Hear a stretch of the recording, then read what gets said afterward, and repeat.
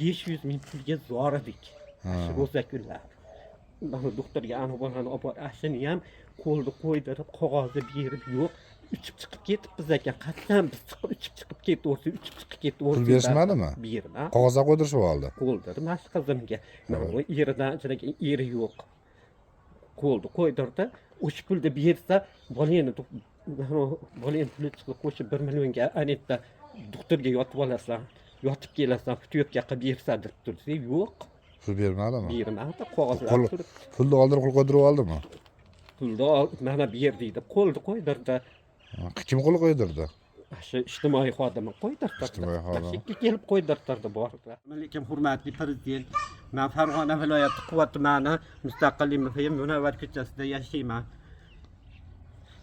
Men bir necha oy oldin Quvamizni blogerlariga qiynalayotganim uchun murojaat qilib chiqqan edim. Murojaat bilan chiqqan sabab qizim kasallik uchun qonni ishib ketyapti, sarg'ayib, ranglari sarg'ayib ishib ketyapti, o'qib, endi o'lib qolmasin deb murojaat qildik ularga yordam so'rab. Sizga murojaat qilgandan keyin Quva tumani zam hokimi Ulug'bek uyimizga yetib keldi, soat 9 kechasida yetib kelib, va'dalarni berdi, yaxshi va'dalarni berdi. Mana undan bergan yo'q, najot. Hurmatli prezident bizga va'dalarni berib, bizga o'xshaganlarni aldab ketsa, quruq va'dalarni bersa, bunday qilib yolg'on yashiq gaplarni gapirib ishlarimiz bitmasdan bunday bo'lib o'tirdik, qiynalib ketdik, kirmagan teshigimiz qolmadi, yordam so'rab.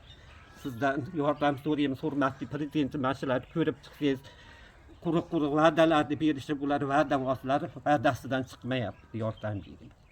Quva tumanida shunaqa xalq aljiydigan zam hokimlar bor ekan. Hurmatli prezident. Hurmatli prezident, Quvamizga kelyapsiz ekan, bizga o'xshagan nochor qiynalgan oilalarga yordam qiling kelib. Yordam qilib keting, bizni quruq va'dalar bilan aldashib, qiynalib ketdik. Yashash qiyin bo'lib qoldi. Hurmatli prezident, yordam bering. Qizimiz sog'lig'i uchun sizdan so'rayman, yordam berishingizni. Bizga o'xshaganlarni keling.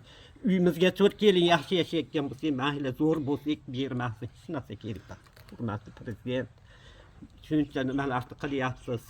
Mana bizga o'xshaganlar o'tiribdi, mana sarson-sargardon bo'lib. Bilasiz-ku, bolasi qolsin-da. Endi biz ham endi hali katta yeb, ichib, o'ynab, kulib yurgan bo'lganda o'lib kelsin, o'lib qolsin. Hozirning uyingizdagi qo'ylar bor, qo'ylar o'ziznikimi? Qo'ylarimga pul to'laydi, shuni yeb o'tiribmiz hozir. Bu qo'ylar birovga sotganmisiz? Sotganman, sotib ishlatib bo'ldim. Kelib ko'rvorsa, egalarini ham olib kelaman. Birovni qo'yini boqyapsizmi? 70 ming. Har yili boqaman, arendaga mol olib kelaman, hadim. Uyingizda?